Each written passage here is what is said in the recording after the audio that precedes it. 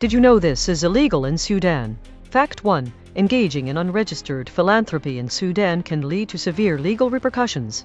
The Non-Governmental Organizations Act of 2006, along with subsequent amendments, stipulates strict registration requirements for any entity, local or international, wishing to conduct charitable activities.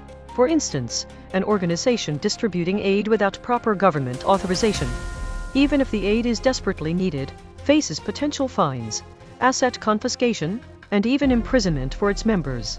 This regulation aims to maintain government oversight and control over all financial flows and activities within the country, particularly those that might influence social or political landscapes.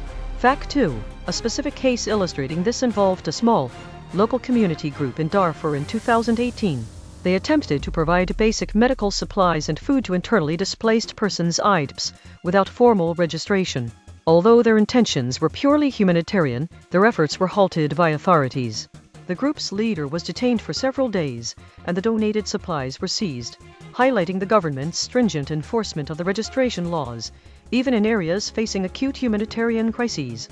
This incident underscores the risks associated with even well-intentioned, unregistered philanthropic efforts. Fact 3. The Sudanese government's rationale for these strict laws often centers on national security and preventing money laundering or the financing of terrorism. While these concerns are valid, human rights organizations frequently argue that such regulations also stifle independent civil society and restrict the flow of much-needed assistance, especially in regions affected by conflict or natural disasters. The lengthy and often opaque registration process itself can deter many smaller or grassroots initiatives from formalizing their operations. Fact 4. The 2006 Act requires organizations to submit detailed reports on their funding, activities, and beneficiaries, which are subject to government approval. Any deviation from approved activities or a failure to submit these reports promptly can result in legal penalties. For example, if an organization registered for educational programs suddenly starts providing emergency food aid without a new or amended registration, it could be deemed illegal. This bureaucratic hurdle adds significant complexity and time to humanitarian responses. Fact 5.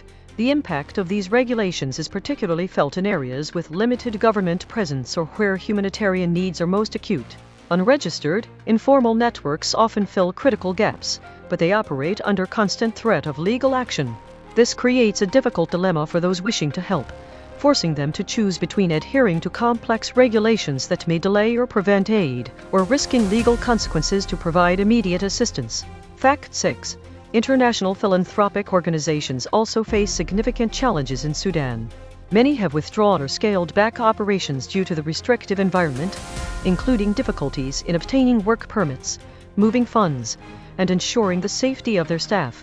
The legal framework, while ostensibly designed for oversight, often acts as a deterrent to foreign aid, further compounding the humanitarian situation in various parts of the country. Fact 7.